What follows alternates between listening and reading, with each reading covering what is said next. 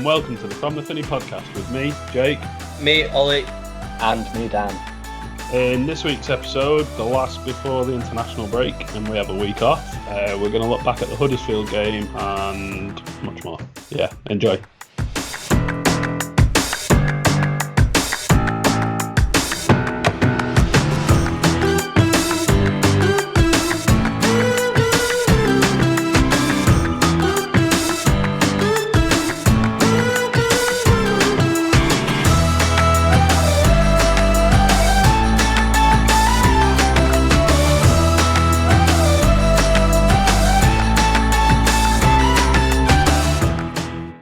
All right, lads, we're good? Yeah. Smash him. Good. Another good home result yesterday. Keeps us unbeaten at home and obviously in touch at the top of the league. Yeah. We had a good weekend all round. Yeah, very. Yeah, absolutely fantastic. Good. What about yours? It took a bit of a downturn yesterday afternoon Mm. on the football, Yeah. but not because of the football. Yeah. Let's just say the chicken wings at Wings and Beer didn't go down too well. Yeah, this is not a reverse sponsor. No. Well, I mean, if they want to sponsor us and anyone's listening, by all means, get in touch. In fact, just on that, if anyone listening does want to sponsor us, from thefinney@gmail.com, we can sort something out. Yeah, that was an unexpected. That was Cool. seamless. I know. But fantastic weekend, fantastic football club, fantastic win, fantastic manager. Yeah. Yeah. But yeah, Alex Neil's second best manager in the league. Yeah, best British manager in the league for me. And what he said last night as well, did you see it on Quest? Yep. Yeah, it's brilliant. I love that quote. I Yeah. thought the club might have done something like that, but he's done it on Quest and that was nice to hear. Yeah. Colin Murray asking the questions. Yeah, top guy Colin Murray, isn't he? Yeah. Top bloke. guy. Colin Murray, someone that might be on From the Finney podcast near you soon. Just saying. Very good. Anyway, yeah. It's name dropping there. Well, you got to when you can, haven't you? Yeah. Yeah, no, good 3 points at home yesterday. It was comfortable, largely, for the most part. Yeah. For the first 70, 75 minutes, definitely. Yeah, it's just a good way to go into the international break, isn't it? Yeah. Yeah, more comfortable than I thought it would be. Yeah, Yeah. considering their run of late. I'd say it's probably the toughest game we've had over this period of games. What, Huddersfield? Well, I mean, I thought it would be the toughest game. Oh, on right. paper. Tough prospect. Yeah. Yeah, because they were unbeaten in 7, I think. Yeah, Obviously- I think Josh said in his, or maybe it was you in the ratings piece, Dan, or either you in the ratings piece or Josh in the 5 Things, said that it was on paper looked a potential banana skin. No Well, one's yeah. ever slipped over a banana skin. How do you know? Just a myth, innit? But yeah, I see I think they were unbeaten in 7, weren't they? So obviously, but I think yesterday just showed just how experienced we are at this level. Really, I've said it a lot in recent weeks, but I just keep thinking it. Yeah, no, I agree. Especially when you consider some of the players we're playing against, some good players. Terence Congolo specifically was meant to be the next big thing, wasn't he? At one point. Yeah, he was playing left back for some reason yesterday. It's Mm. more of a centre back, but yeah. Bacuna, I thought Bacuna's a good player as well. He scored their goal. Janino Bacuna. Yeah, a little bit petulant, but Who is these days, though, really? and obviously Kachunga and Colin Ahern Grant, good players as well. I tell you what, though, that is a strong name. Elias Kachunga. Yeah. It's a good name. Yeah. Isn't it? He did nothing yesterday. No, he didn't. Nothing. I was No, he didn't do anything. I was terrified of him Yeah, because I thought Fraser Campbell might have started as well, but obviously, he's the sort of name that does damage to us. well, I think he scored against us when they beat us in their promotion season at their place. Precisely. Yeah, when McGeady scored the first. But yeah, I think the early goal. I think Alan Brown might have said it. The early goal was crucial yesterday Yeah. because I they mean, would probably they would have looked to have frustrated us. But obviously, what was it? 5 minutes. 4th minute, I think it was. 4 minutes, yeah. And I was looking before, we've scored 5 goals in the first 15 minutes this season, which is more than any other team. Yeah, we had a similar decent run last season as we well. like, especially for the opening 15. Yeah, I think last scoring. season. Yeah, we didn't concede in the first 15 minutes until like the third to last game or something last That season. was it. Yeah. Yeah, so we like to start, especially at Deep Day. We like to start quick. We said it ourselves recently that we had to begin starting games a little bit quicker than we had been in the last few weeks. Yeah. To be honest, you can't really ask for much quicker than 4 minutes. No. But yeah, a feature as well has been, I'm not sure if you've noticed, but whenever we get the kickoff, we don't even look to hit a play. We just hit to, like, it's like a rugby thing, like, go out for a throw in very deep in their half and then play from there. It moves us up pitch, doesn't it? Yeah, don't even try to keep the ball. And then from there, we normally get like a quick corner or quick free kick. Yeah. But It's a good tactic. yeah, it's clearly a strategy. Yeah. Yeah, I think it's one of them that on paper you look at, and like we mentioned a minute ago, you look at it as potentially an upset, but I think it's been like a signature of us this season.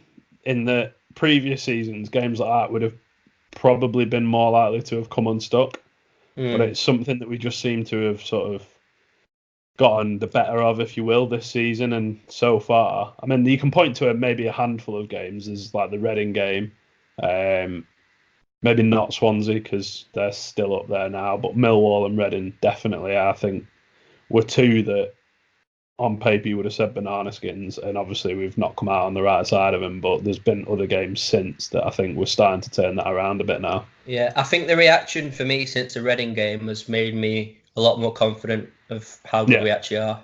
Yeah. It's I think we've won. Sorry, go on. I think, is it 1 draw and 3 wins since the Reading game? Yeah. So 10 points from 12 in, and they've all been tough games, to be fair.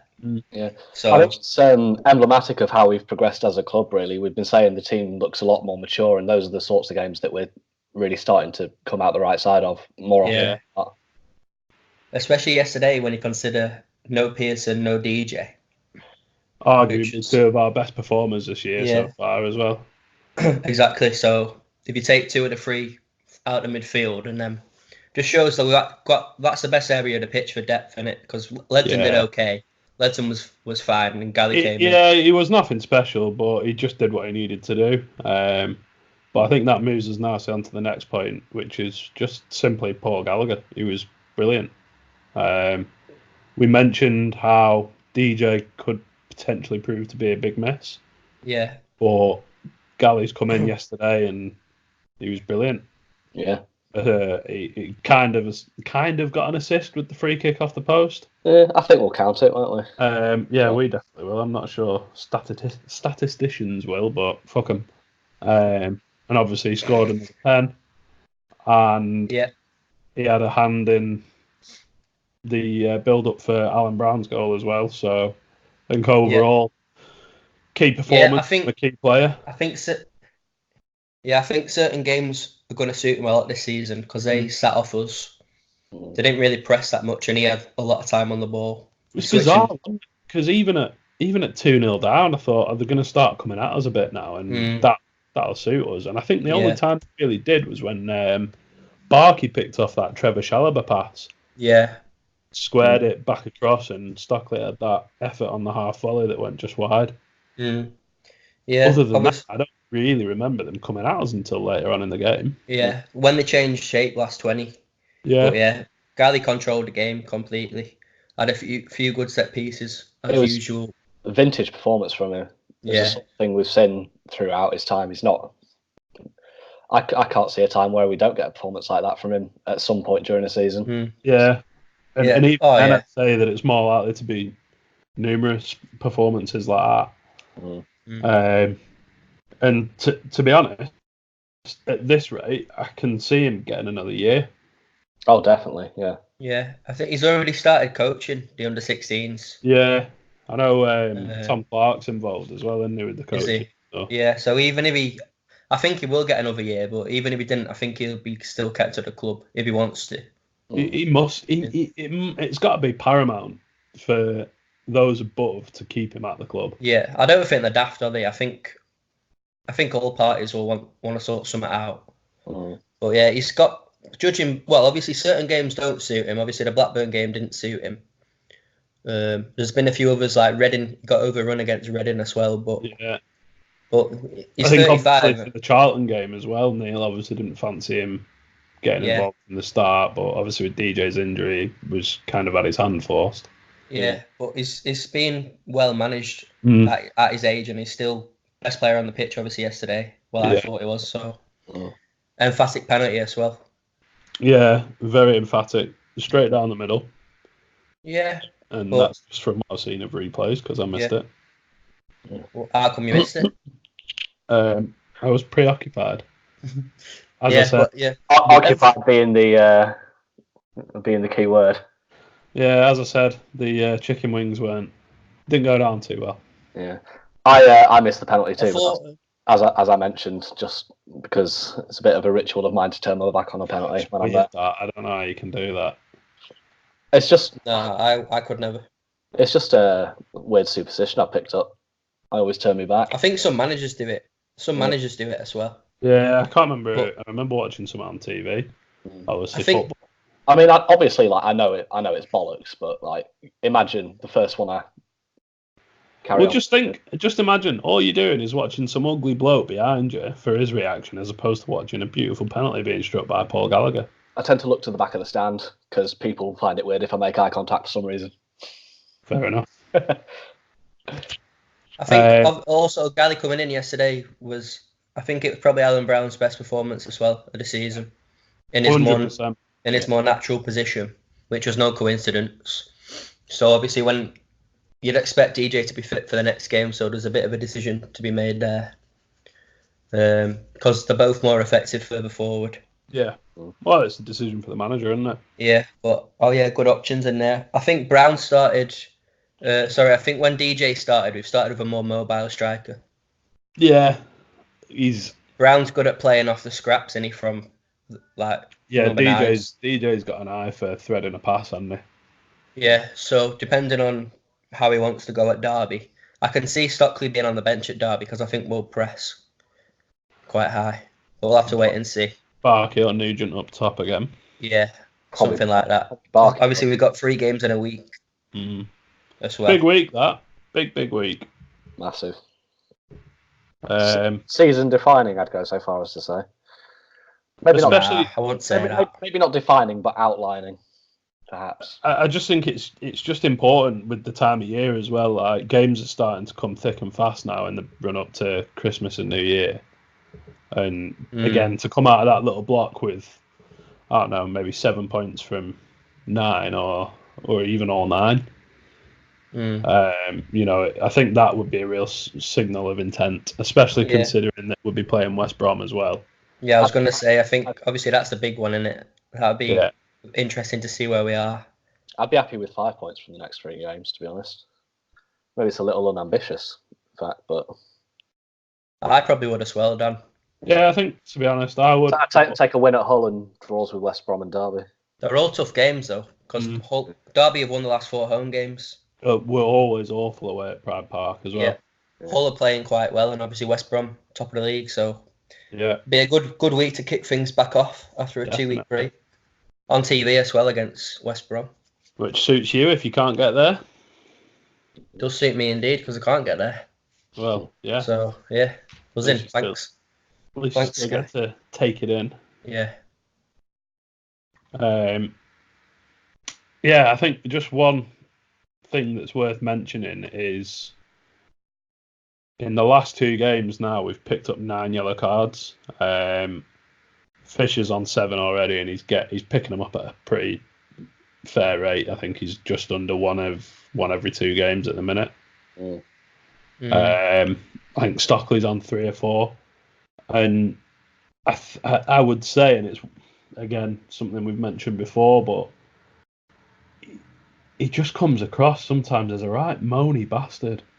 I've got to say though, he got booked for absolutely nothing yesterday. Yeah, he did. I'll give him that. But the previous ones, they might not have necessarily been for dissent, but he doesn't do himself any favours. And I think with how well he's done in the last 2 and a bit games, it's something that he, I suppose, maybe cut him a bit of slack, because we've been saying the same about Pearson for the last 3 seasons, and he's only just started to do it. Well, I don't know if it's a feature of our strikers. Yeah, Hugel was the same and Garner was the same. So something we used to with our strikers. I don't think Stockley's as aggressive. No, it's just a bit. I think the problem with Stockley is he's the type of striker that's going to draw a lot of fouls from defenders. But you'd think he'd know that because he's been that sort of striker for his whole career. Yeah. Admittedly in the lower leagues, but it's something that I'd quite like him to be more receptive to in terms of the way he's treated by defenders. Yeah, he seems to be appalled every time. But I mean, you just get on with it because it's always going to happen if you're a 6'3". I don't really notice that. I'm not going to lie. Yeah. What is the biggest concern for me is Fisher. Yeah, I've not really noticed it. The biggest concern for me is Fisher because everyone goes on about Pearson. I think Pearson's only obviously just picked up his 5th, but Fisher every week could be booked twice every week. Yeah, definitely. Yesterday, I don't think you two saw it, but yesterday he had his arms were very high. Well, yeah, from what you said, he was lucky not to have been sent off. Yeah, and Alan Brown had to push him down the tunnel at half time as well. Don't know if you saw, because he was just mouthing off. It just reminds me of Pearson kicking off about something last season and Brown doing the same thing then, just shoving him away.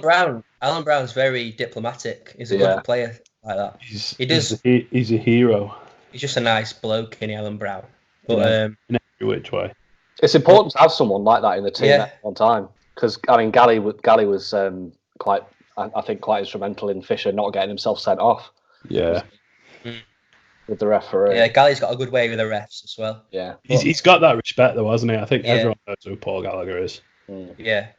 And obviously, I can't remember who else got booked. Obviously, Ledson could have been sent off, I thought, as well. Yeah, I've still not seen that back, and I might get some stick for this, but from where I was sat, it didn't look like he caught the player. Well, the player's got a bad knee injury, so. But it could have just been the way it landed. Yeah, no, it was an impact. We saw from Andre Gomez that it doesn't necessarily need to be a very bad foul for a player to get injured from it. But all I'm saying is it could have been a red. I thought, but yeah, I mean his foot was high, and there's situations where you've seen players sent off. But my immediate thought I wasn't immediately worried like I am in a lot of red cards. It's like, I mean, obviously, as a football fan, when something could lead to a red card. Yeah. I was a little bit like that. I was a little bit worried.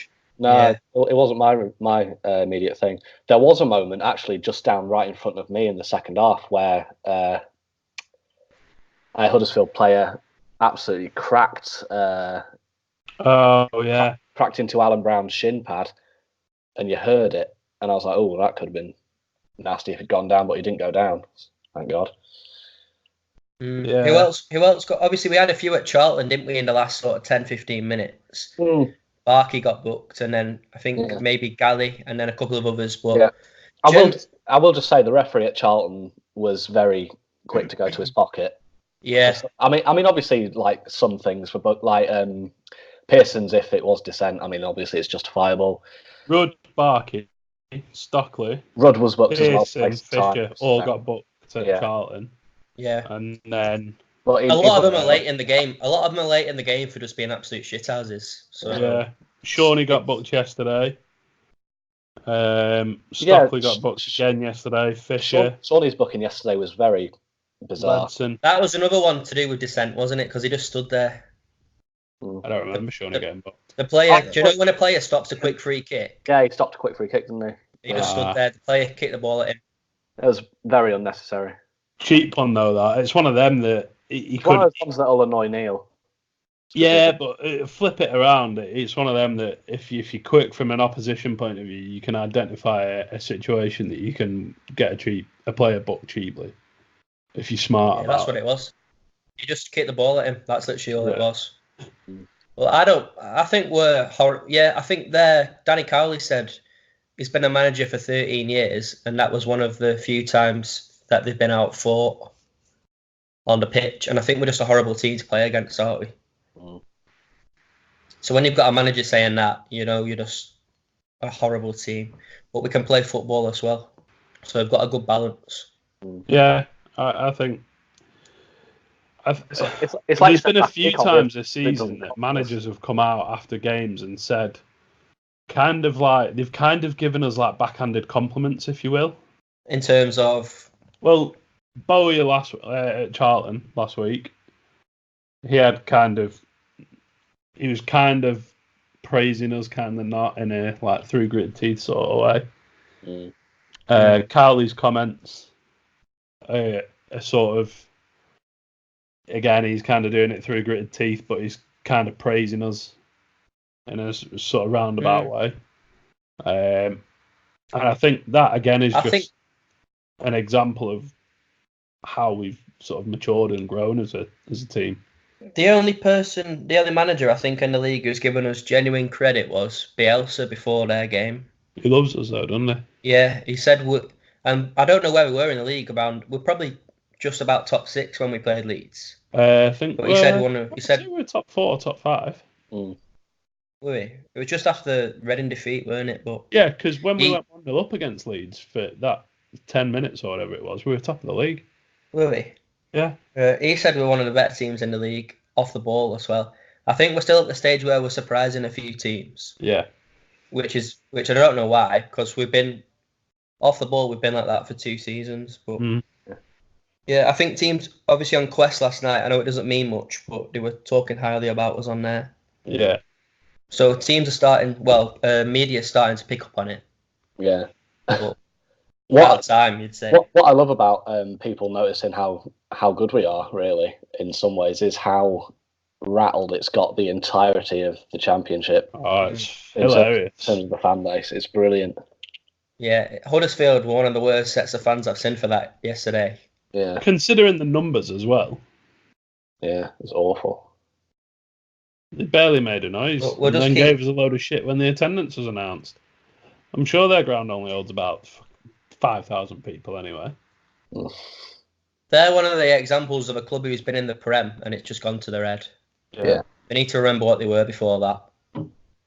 Similar sized club to us, really. Yeah. I'd argue, but they've got smaller. Probably a bit smaller, similar size though. Well, they were always in League One when I was growing up. Always. Yeah. There for a long time. A few of their players were like that as well, I think. Yeah. But I still think they'll do all right. I think they're a decent side, better than they showed yesterday. But teams don't play well against us because we're just hard to play against. So yeah, simple as that, isn't it? Simple as that, really. Yeah. That's all I'd say about that. Also, I would say they missed their best player yesterday, Jonathan Hogg. So, yeah, suspended. It definitely gave us the midfield, didn't it? Yeah, absolutely controlled the midfield. Brew bait, lads. Yeah, sounds good. Sound. Yeah. Sweet. Another mint tea, Ollie. No, I'm on the normal tea tonight, boys. Okay. Nice one. Right, I'll see you in part 2, boys. Yeah.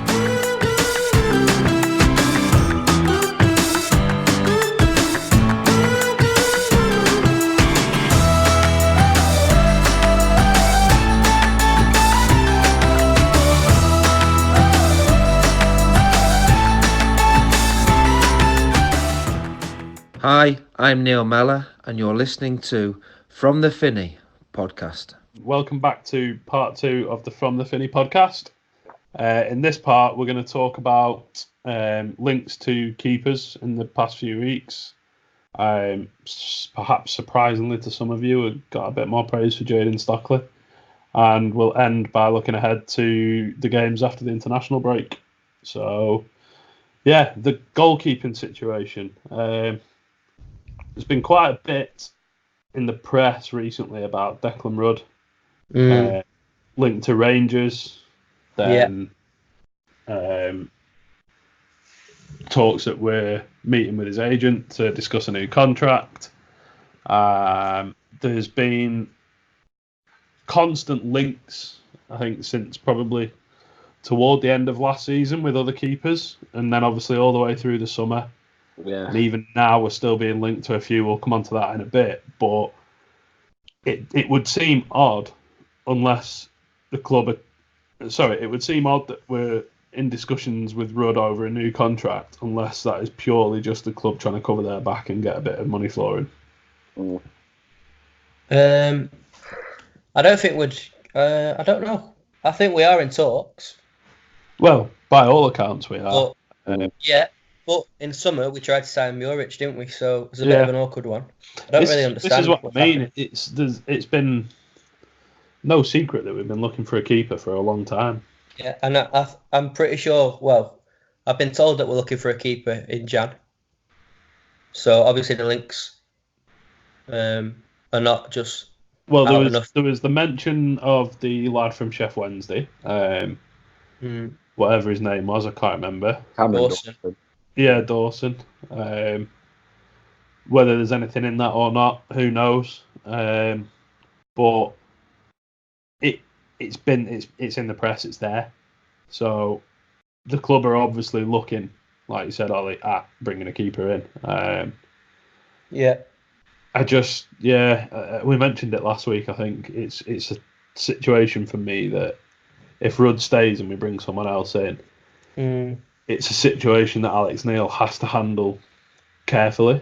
It is a very awkward situation, actually. He hasn't been the most delicate in his handling of Declan Rudd before, has he? No, keepers in general, really. Keepers in general. I will say about Rudd. Again, yesterday, his attempt to keep the goal out was questionable. Although it did take a deflection. Yeah, you could say it was cold and he was standing around not doing very much, which might be why he was a little bit slow to go down. You can't defend a keeper with that, because teams like Barcelona or Man City, their keepers more often than not would have. Don't talk to me about Man City keepers today. But to be fair, I think if you bring a keeper in at a club like that, and to me it should be the same across the board. Yeah. If your team's dominating and your keeper has one thing to do in a game, that's his job. Yeah. Yeah. I was just playing devil's advocate, really. It was. I mean, his. Yeah, no, I know. His wrist was, in my opinion, far too weak. He should have kept it out. Yeah, I think I had a different touch on it. He didn't get anything on it. He did. Did he? Yeah. He got most of a hand to it. It was just. No, I knew something weird had happened at the time, because I knew it, because I can see it from behind the goal. You two were at the side, so you had a slightly different angle, but I thought it took a deflection off Bauer. Oh, one second. I've got the highlights up here. It did take a little nick, but I mean, I don't think yesterday. Really. I think maybe he could have saved it, but that's not an issue for me yesterday. For me, splits the responsibility 35-65 with Raf. Raf was. I think there was a lot of things up to that. Maguire got beat on the 1-2 far too easy. Rafferty overcommitted himself. Yeah. And then Ben Davies should have come out and pressed the ball a lot earlier than he did. So there was a lot of problems with that goal. And then obviously it takes a nick off Bauer. So it was a dreadful goal. It shook us for a few minutes as well. Yeah. I think there's more issues there than whatever Rudd did or didn't do. But just as a more general point, Rudd just... I can't actually recall any yesterday, but from corners he just flaps and he's just got no confidence. And it's clear that Neil does want another keeper. And people will say, well, we're second in the league and all that, so you can't be doing that bad. But, as I've said, that's in spite of Declan Rudd, not because of him. Yeah, I mean, I'm playing devil's advocate again, but yesterday Rudd was a little bit quicker to come out. I mean, there was that situation at Charlton where he let Donnell nod it out for a corner when he should have come and claimed the ball. There was one at Rovers as well, at home against Rovers, sorry. Yeah, and there was a few yesterday where he came out and cleared, or he came out and picked it up on the edge of his box where he looked a little bit more decisive, but I mean, it's clutching at straws, really, isn't it? Too little, too late. Yeah, I was just going to say it's too little, too late, isn't it? Yeah, generally, I think he has been better than last season. Yeah, he has. You can't deny that. Well, it'd be hard for him to have a worse season than he had last year, in my opinion.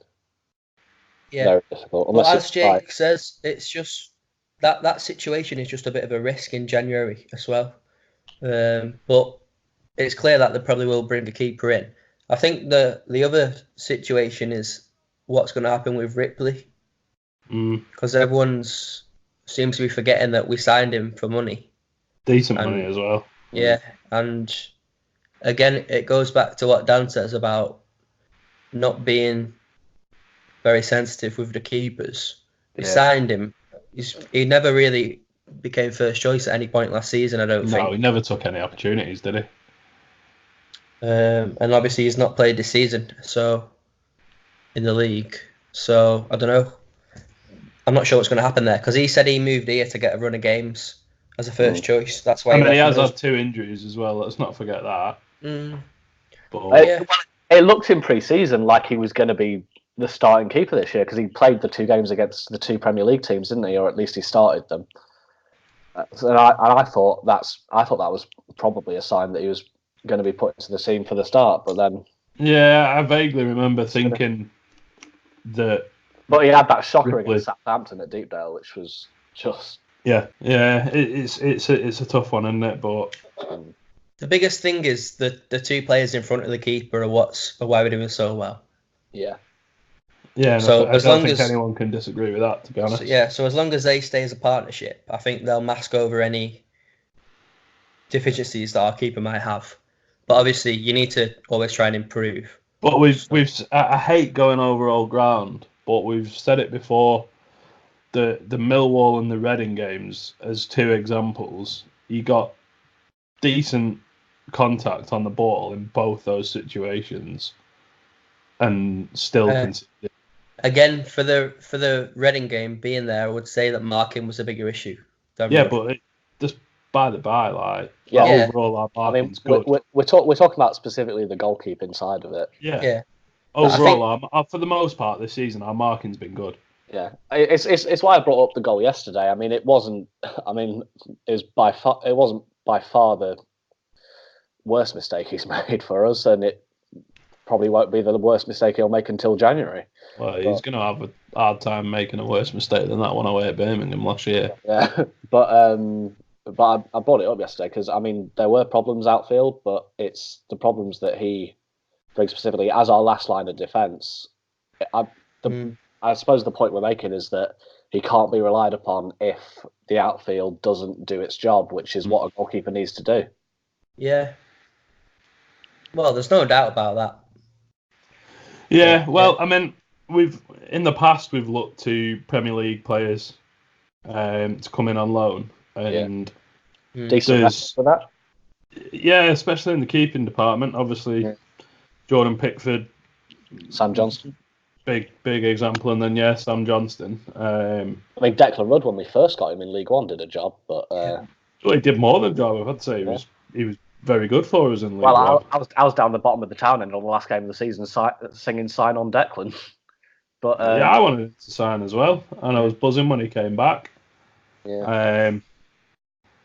But yeah, I mean, there's plenty of Premier League sides out there that have got.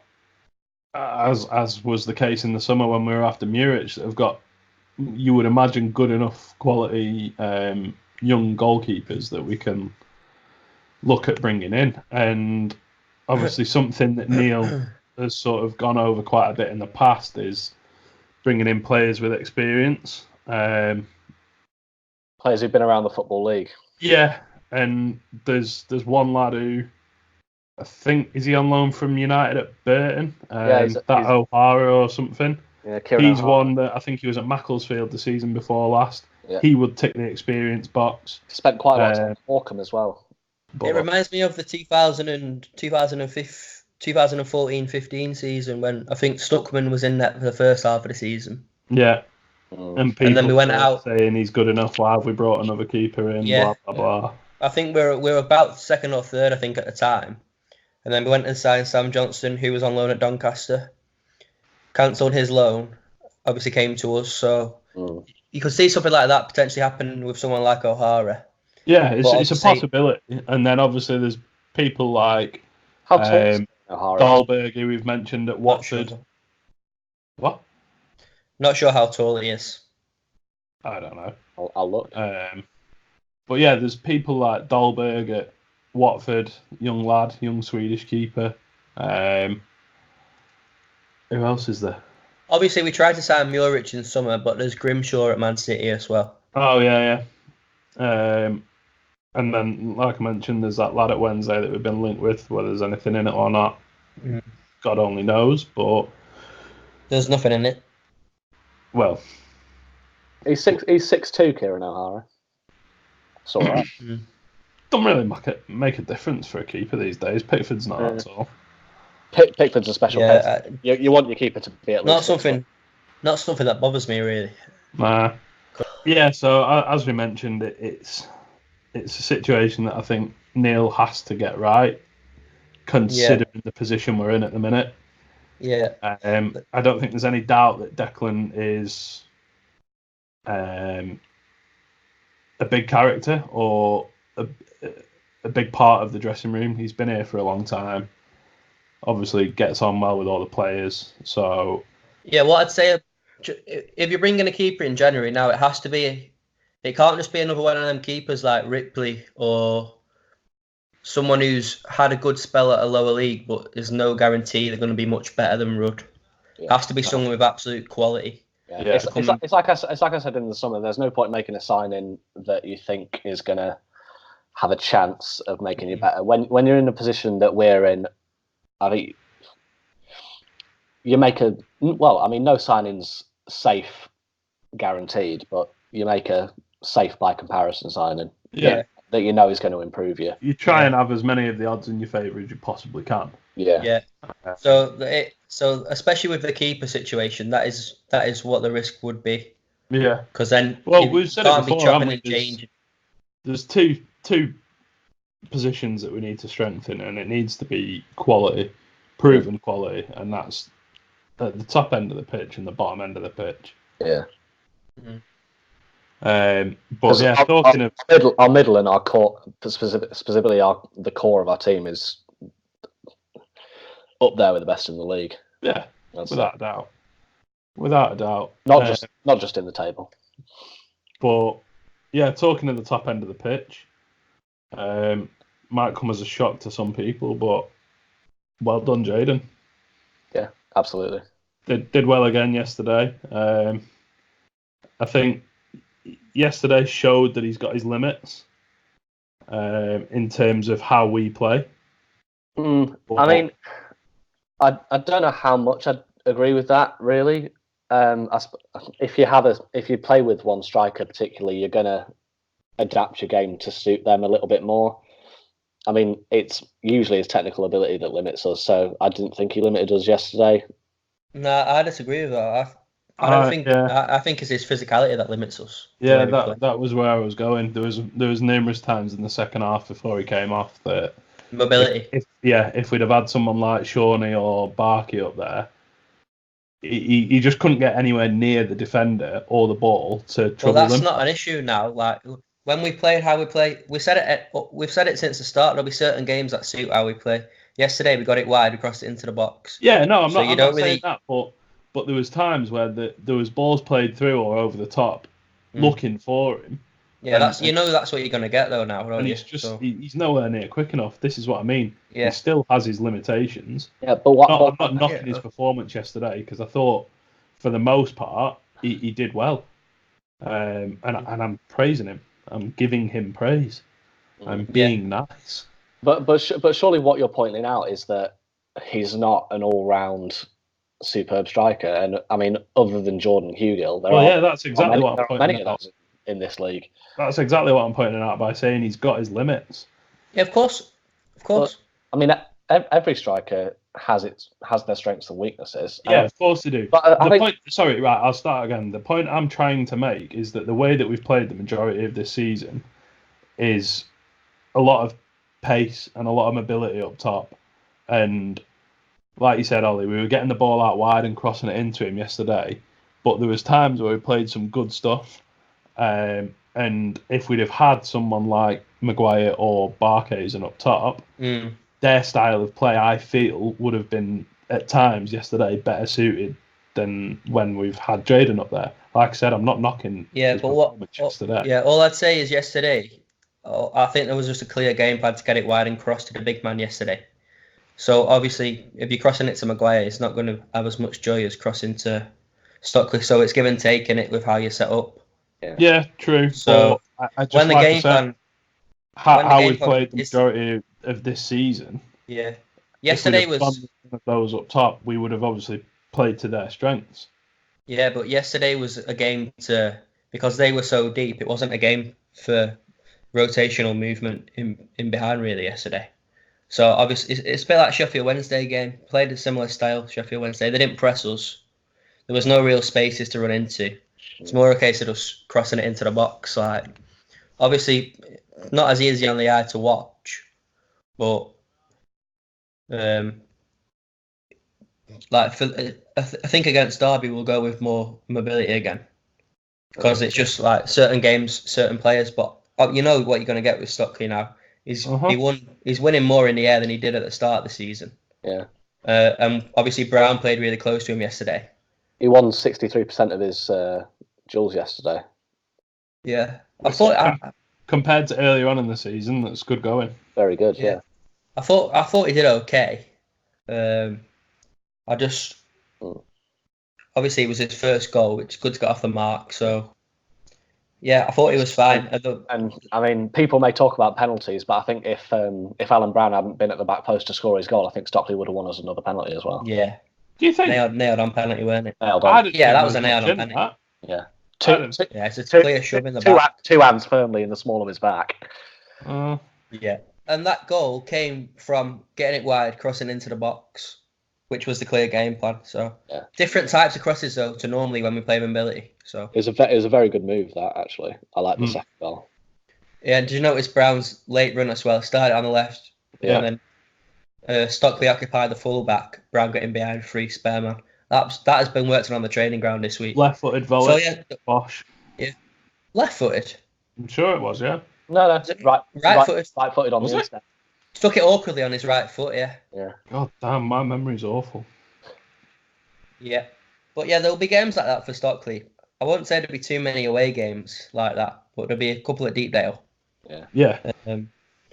Especially the longer we stay up there, more teams will be likely to come and try and stifle us.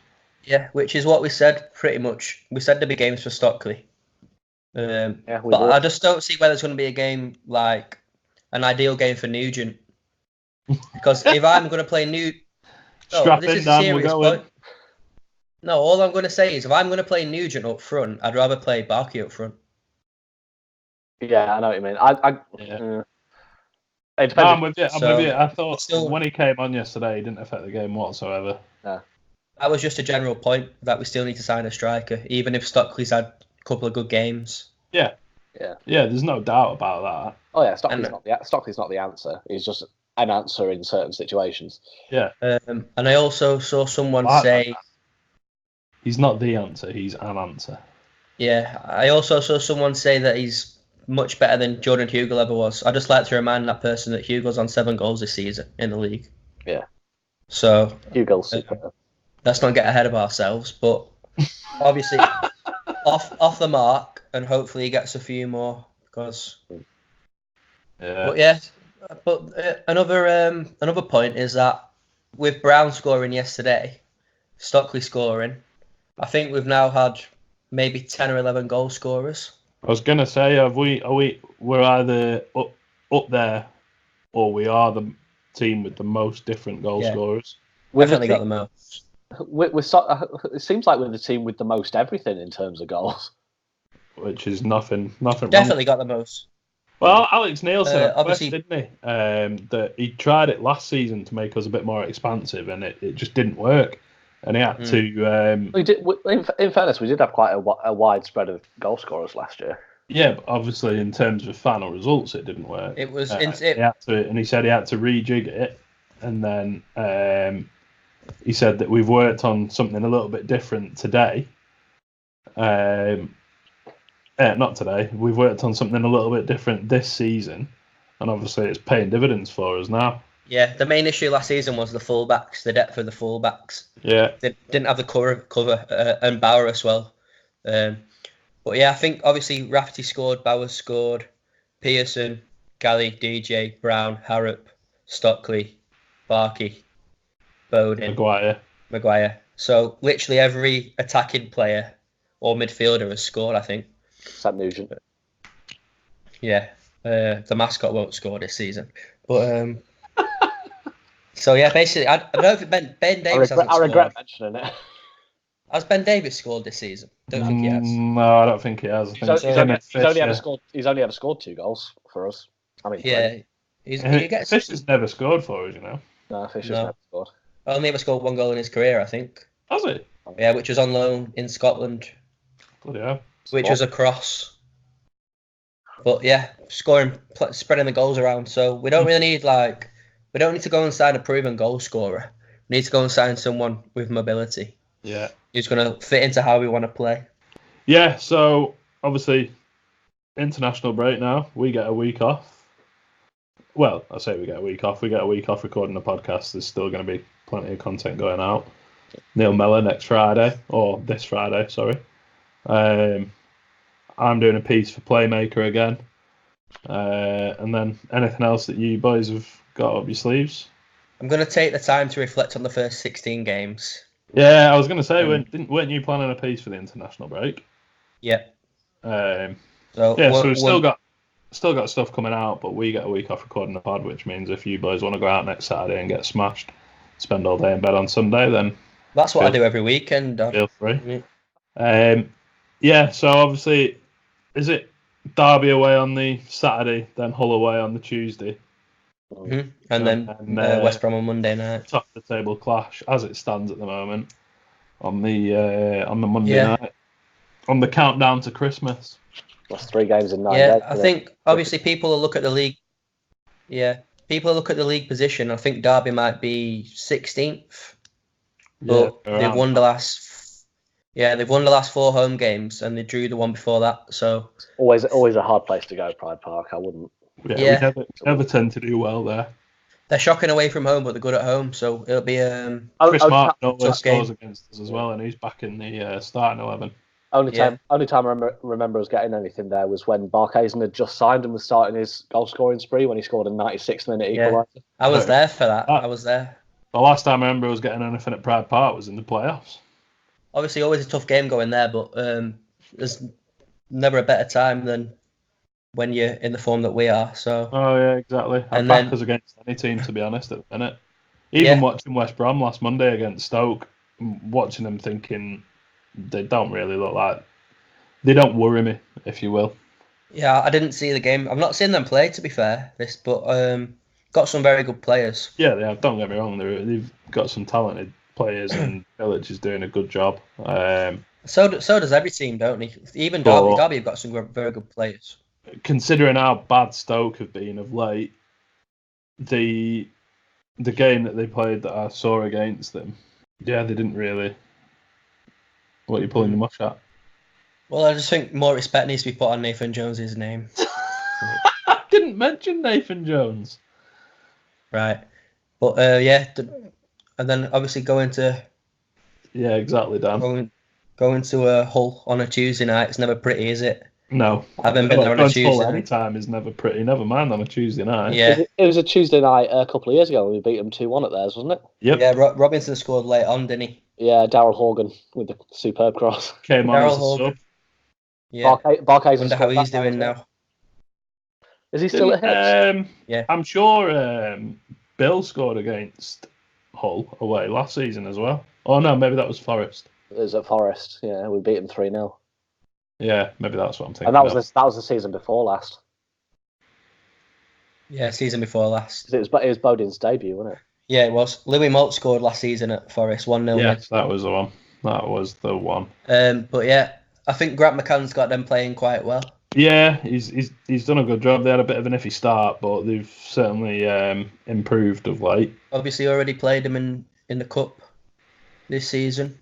We absolutely played them off the park in the first half, and then they absolutely played us off the park in the second half.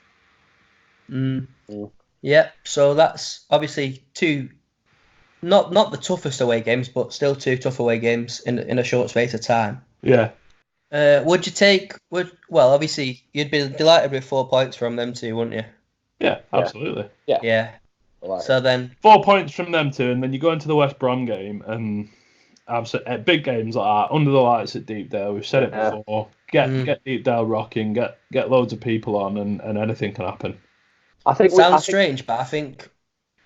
Sorry, Dan. I was just going to say, I think playing on a under the lights gives us a bit more. So I'm glad it's on a midweek. I think the Leeds game. Yeah. I think we can beat West Brom, but I'd definitely take a point. It's important not to lose that. I think I don't want to sound like too negative, but I just think it's important we don't. No, I know what you mean. Yeah. I think I get what you're saying, Dan. I think I don't think it's vitally important in the grand old scheme of things, but I think if it was a playoff game at Deepdale, I said it's vitally important not to lose, but not in the league. I'll just go for it, me against West Brom. Teams don't like it. Teams don't like it when we go for it. Like I said, I think we can beat them, but 100% we can beat them. I don't know who has actually beaten them in the league. They've only lost one game. We can beat any team in this league. Yeah, so can anyone. Reading beat us. We beat Forest. Oh no, we drew with Forest. Who have we beat? That's good. We should have beaten Leeds.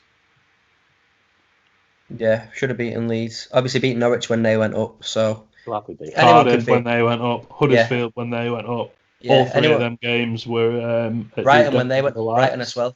Brighton as well when they went up. Brighton the season they went up, we didn't lose to them that season. Sure. 95th minute equaliser from Simon Mackinock. Thank you very much. Big Mark.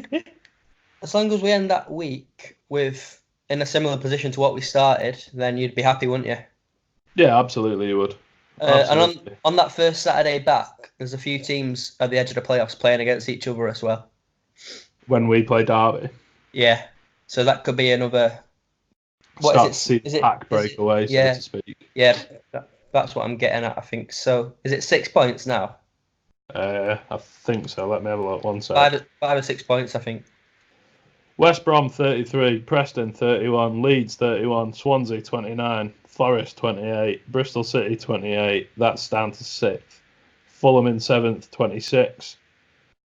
Yeah, so 5 points. Wednesday in 8th, 25. Brentford in 9th, 24. QPR in 10th, 24. And then you're at 22. Yeah. So it's starting to take a little bit of shape. Yeah. So from us to 6th, there's 4. Oh no, there's only 3 points. Sorry, scrap that. How did Bristol City Cardiff go today? Bristol City won. Bristol City won. Bastards. Yeah, so basically we'll just try and keep that or maintain that gap. Yeah, top 6 is pulling away a little bit. And I know it's only 2 points between 6th and 7th, but I suppose if you said top 7's pulling away from 8. There's been a few Blackburn game was a big statement when we came from 2 down, and then obviously winning away at Charlton as comfortably as we did was another bit of a statement. So then I think if you go to Derby and win, where we don't really win, do we? And they've obviously won 4 in a row at home. Yeah. Then people start taking us. Well, people are already starting to take us serious, but that'd be another big. Well, that result. After those next 3 games, that'll put us on 19 games. So it's a fair chunk of the season gone there. After this weekend, it's a third of the season down, I think. Yeah, more than a third now. Yeah. So yeah, it's a big 9 days that. Yeah. 10 days, whatever it is. Yeah. Hopefully, should have a few players back as well. Obviously, Pearson come back. Yeah, I think Alex Neil said, hasn't he, today or yesterday, that I think he said the international breaks come at the right time for some of his players. Yeah. The only concern is we're always absolutely terrible normally after the international break. I was about to say we won't address that. Well, obviously the Reading game. I'd like to think that after the Reading game, the players would want to prove a point more than anything. Yeah. Just have to see with that one. Yeah, it's a tough one. Always is for us. But yeah, I think maybe Josh Harrop might just be about ready to come back. I was going to say, we've not seen Harrop for the best part of 3 weeks now. Yeah. So Harrop will be back. Bowden. Too bad. Yeah, Bowden's obviously available again. Yeah. and then you'd hope DJ will be okay. Yeah. So should be pretty much full strength by then, apart from Tom Clark and Louis Moult. Just the 2 long-term absentees. Yeah. So we'll be looking in good shape. Yeah. Just get through to January, stay in touch, and strengthen and go again for the second half of the season. But yeah, I think just like we've had a strong second half to the pod. Yeah, cheers, boys. Much appreciated. And thank you to you, listener, for listening to episode 22 of the From the Finney podcast.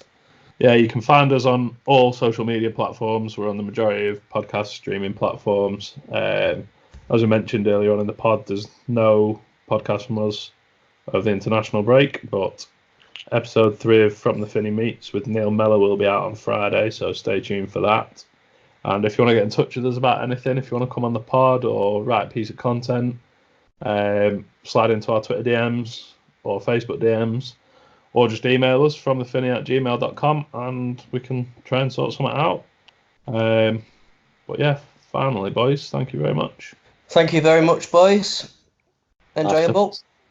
A pleasure, as always. Nice one. Spend my Sunday evenings with you two instead of my missus. Yeah, cool. Cheers, boys. Thanks. Nice one. In a bit later.